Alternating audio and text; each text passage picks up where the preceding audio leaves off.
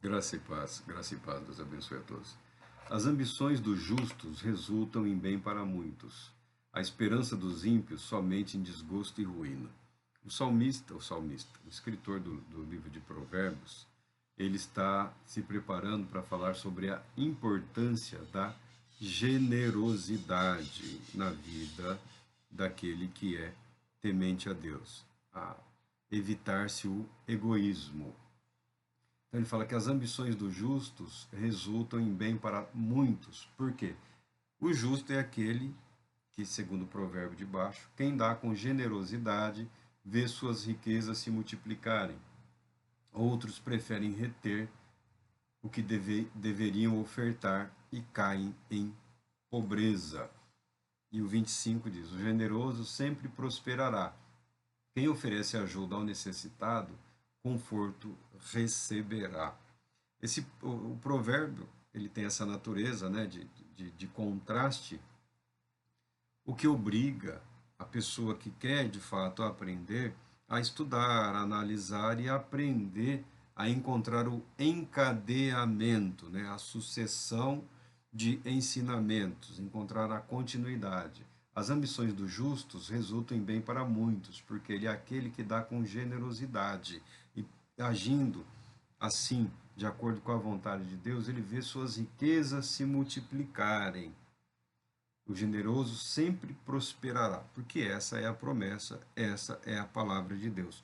O generoso sempre prosperará, porque daquilo que ele tem em abundância, ele separa para aqueles que não têm. Ele age com generosidade, ele investe, ele confia, ele auxilia, ele ajuda, ele abençoa, ele age segundo a vontade de Deus, e as bênçãos de Deus são ricamente presentes na vida dele. Não que ele seja ingênuo ou tolo, ele administra bem, né? O generoso, o justo, ele é um bom administrador. Porque essa ideia de doar, de ajudar e de dar como meio de prosperar, isso daí é um subterfúgio utilizado por algumas pessoas para instigarem a ganância. Ah, então quanto mais eu der, mais eu vou receber. Não, quanto mais você dá daquilo que você tem, menos você terá.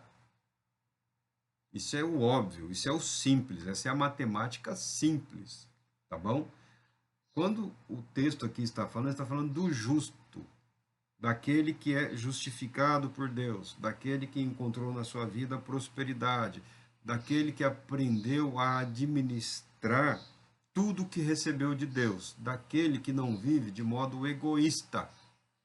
Porque tem muita gente que prosperou, Deus tem abençoado, e tem abençoado a muitas pessoas. Mas tem alguns, nós sabemos e conhecemos, ele adoeceu, ele só acumula. Dinheiro esse que ele nunca utilizará. Não tem como, é impossível, é muito. Sob todos os aspectos, é muito. Mas ele continua acumulando, ele quer mais, ele quer mais, ele quer mais. Aquela desculpa, né? Ah, Senhor, se eu tivesse 1 milhão. Aí você começa a fazer as contas, né? Mas se fossem 5 milhões, daria para fazer mais coisas. Ah, mas 1 milhão ajudaria, 5 ajudariam muito mais. 50, então, ajudaria. Olha, eu poderia fazer isso, isso, isso. Porque não há limite para querer. Não há limite, não há limite para sonhar, não há limite para que nós possamos impor a nossa expectativa, os nossos sonhos. O justo aqui, ele administra a realidade, ele administra aquilo que ele possui. Ele não vive de modo egoísta, querendo guardar para si e para o futuro mais do que realmente é necessário. Ele confia em Deus, ele acredita em Deus, ele vive nessa dispensação da graça de Deus, né? Ele vive nesse período de bênçãos e ele não retém. E ele não retém para si, ele não esconde, ele não oculta, ele apresenta, ele negocia, ele expõe ao comércio, ele compartilha com aqueles que necessitam daquilo. O generoso sempre prosperará. Quem oferece ajuda ao necessitado, conforto receberá. A caridade, né, a compaixão, o auxílio aos necessitados é uma marca, é uma característica da religião judaica, né, o socorro aos necessitados. De um modo geral, é uma característica das religiões orientais.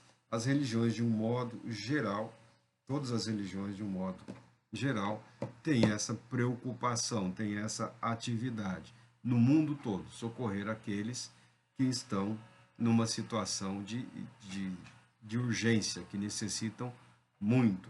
E a Bíblia afirma que a pessoa que é generosa, ela prospera, tá? Generosa, temente a Deus, que vive no amor a Deus, mas não gananciosa, tá bom? E continua aqui, o povo amaldiçoa aquele que esconde o trigo para alcançar maior preço, mas a bênção alcança aquele que logo se dispõe a atender ao povo. As relações comerciais, já no mundo antigo, tem aqueles que estocavam e seguravam um pouquinho para ver se a procura, né, as leis do comércio fariam com que o preço aumentasse para ele obter maior lucro, maior vantagem. E você pode até estranhar, isso acontece até hoje. Isso continua acontecendo até no mundo de hoje. Depósitos no mundo todo, mesmo em lugares onde as pessoas estão passando fome, alimento há. Sempre há alimento, tem grãos, tem alimento lá, mas são retidos, são separados, são contidos, estão sob a administração de alguns poucos que preferem explorar o sofrimento e a miséria dos outros do que facilitar o acesso de todos à vida. O ganancioso, ele é covarde, o ganancioso, ele é medroso. O ganancioso, por natureza, ele é um boicotador, tá? Porque ele quer prevalecer prejudicando os demais. Ele teme ser superado.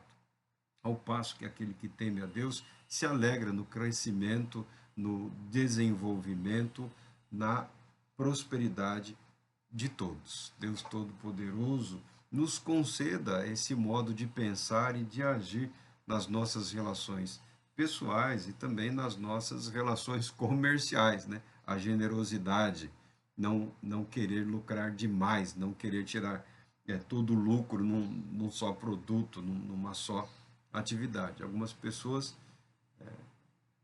se deram muito bem agindo dessa maneira, mas via de regra a pessoa acaba sendo arruinado pela própria ganância, pela própria cobiça.